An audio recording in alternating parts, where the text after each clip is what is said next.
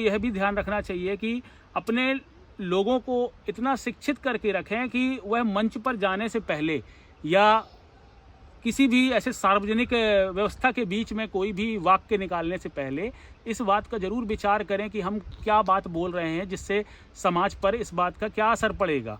अगर यह हमारे नागरिक स्वयं समझेंगे तो यह अच्छा होगा, क्योंकि किसी भी व्यक्ति को यदि कानूनन बोलने के लिए रोका जाए तो इससे मूर्ख कोई भी समाज नहीं हो सकता। यदि कानूनन यदि किसी के बात पर यदि आप प्रतिबंध लगा दें कि आप बोल ही नहीं सकते हो किसी भी विषय पर, तो ये तो एक तरह से तानाशाही हो जाएगी। आज कम्युनिस्ट जो विचारधारा है वो इसी तरीके की है कि आप उनके बनाए हुए नियम के अतिरिक्त आप कुछ नहीं बोल सकते।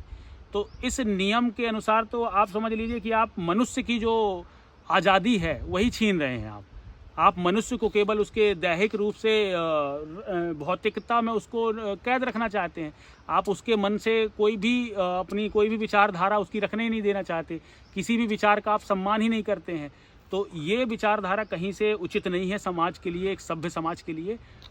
तो मनुष्य को ये चाहिए कि अगर उसको बोलने का इजाज़त दी जा रही है या बोलने की आज़ादी दी जा रही है तो वह भी अपने देश के कानून का सम्मान रखे, कि उसके तहत वह ये रखे कि यार अगर बोलने की आज़ादी तो कुछ भी अनाप शनाप ना बोला जाए।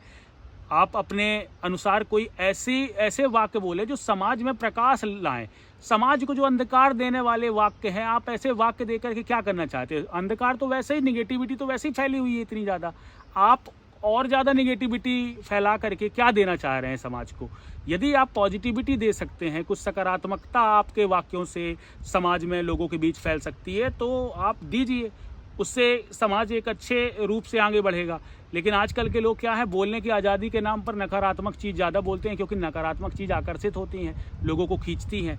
तो आप ये समझिए कि यदि बोलने की आज़ादी दी जा रही है तो उस पर कुछ नियंत्रण भी होना चाहिए, कि यदि समाज में अगर इस तरीके का कोई व्यक्ति हो जो उस आज़ादी का गलत फ़ायदा उठा रहा हो जी, उसे यदि हम चेतावनी भी दे रहे हो, चेतावनी के बाद भी वह लगातार उसी मार्ग पर बढ़ रहा है, तो फिर ऐसे व्यक्तियों को सज़ा देने का भी सरकार में प्रावधान होना चाहिए जी।